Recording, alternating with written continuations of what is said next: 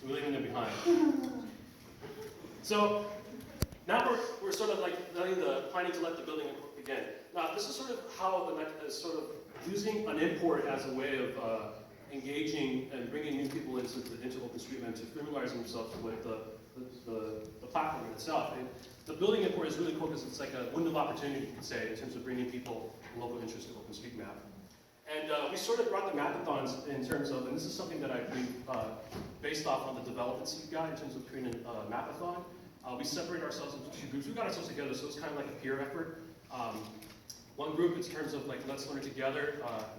If you're not familiar with OpenStreetMap, we teach you how to use it, how to use ID editor through like the Lord OSM techniques and methods that they've developed.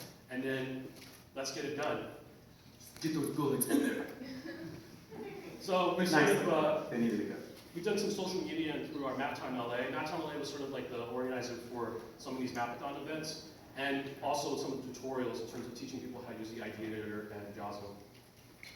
And so we started, I don't know what day was the day that we started this. Yeah, so we started, I think it was March 31st was like our first. This was April 2nd, it was a Saturday. This is the Los Angeles Times. We hosted 3 different mapping parties, and I will host so many more. But we started with the JAWSM training on March 31st, then we had an import party on April 2nd, then we had another import party at Era, which is a very good host of MapTime LA events, then we had another import party at the LA Times, and then we had another import party, and another import party, and then another one. And then another import thing too as well. And then, yeah, and you taught how to do 3D modeling with import. And if you can see in the image, people just kind of just vanish. And one of the comments that we got was like, John, there's only so many times you can call it a party. it's a lot of work. It's like, it's work.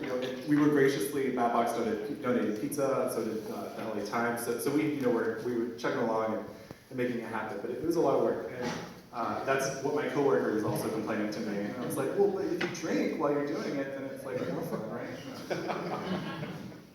So we're at around this point, we had imported a lot of the buildings, and Omar and I sat together and we were like, well, why are we doing this? Like, we're both like map geeks, but like, why? Why are we doing this? And so we hadn't really defined that, like, oh, we'll just do the buildings in the map. But so we sat down and kind of came up with this list, like bring new users into OpenStreetMap, improve the map, catch up with other cities, prepare for disasters. There's going to be a big earthquake that's going to hit Los Angeles, and if there's a building data set already there, we could maybe use that to like then tag particular buildings as destroyed or damaged or red tagged or deficient.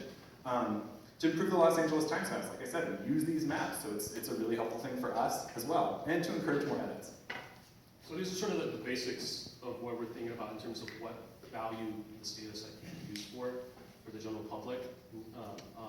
We're actually open to other suggestions as well. So you can see these are some of the very basic stuff that we came up with.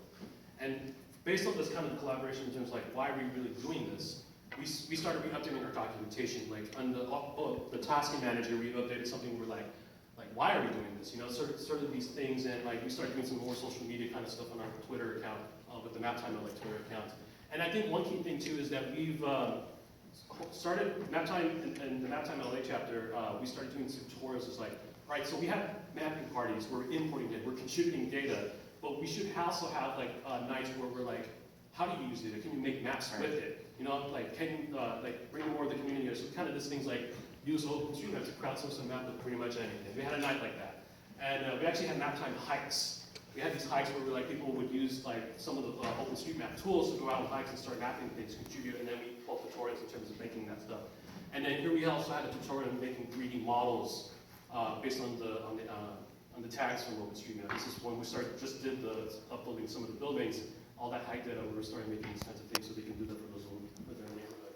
So it's sort of a complement, contributing and then adding and making maps out of it.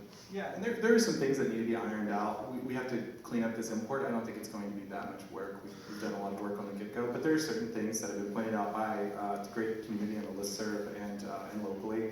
Condos were incorrectly labeled as houses, so we have to go through and fix that. Garages incorrectly labeled as houses as well. And then AINs for no buildings on a parcel. So for instance, there was one example of a lifeguard stand that was a building on the beach, and it was like heavy industrial. And so we have to like clean up that, but they're small. So what's next? We're trying to look for ways in terms of like experimenting with developing continued interest in this and involvement. And sort of the method that we're sort of developing in terms of hosting mapathons in conjunction with like these tutorials, like, all right, you added something onto OpenStreetMap, this is what you can do with it. This is sort of the maps you can make with it. And then like if sort of branching out to like other professions and other people that can come in, especially with our, with the technology that we have now, it sets a really easy bar to get into, right, in terms of adding stuff. So it sort of kind of coincide with like the TikTok idea of what Intel does. I mean, Intel has a year, why don't they still do it? They have a year of, 5 minutes awesome. Intel has something where like 1 year they're gonna decrease the size of their processor. The next year they're gonna speed up the processors. So sort of applying that in terms of like ticking it, in terms of like contributing work to OpenStreetMap, data, and what have you. These are some of the items that we're actually going to continue on right after the imports. There's a huge list from the National, State, and Local Register of Historic Places that, I mean, it's sitting on a lot of state websites, and that we can start, like with the buildings that we have, we can add that information in there for that kind of effort. And then talk, which is making stuff like experimenting with the OSM data with tools, making field trips, hikes, meeting in different areas. A lot of times some of these meeting groups are like being held like centrally located like us. LA is huge, and it takes many moons to even get to Santa Monica. That's if you have a car. That's if you have a car too. Although now we have a transit line that goes over the Echo line. But meeting in different areas kind of would help like bring other people together and sort of promote it through like finding windows of opportunities. Especially with the recent earthquakes, there was like one small earthquake that kind of spooked LA, and like we're always spooked when something happens. And like we started, we started doing something where like, well, let's have a night where we can get like add some buildings on there and map our neighborhood in terms of like what earthquakes would do and stuff like that. John Kingdon was the sort of guy. He's a political scientist. He kind of coined this finding window of opportunities. So like, if there's like an event or something that gets published in the paper, maybe reaching out to the paper and say like, hey, like we can make a map of what you guys are kind of doing and stuff. You can use OpenStreetMap data.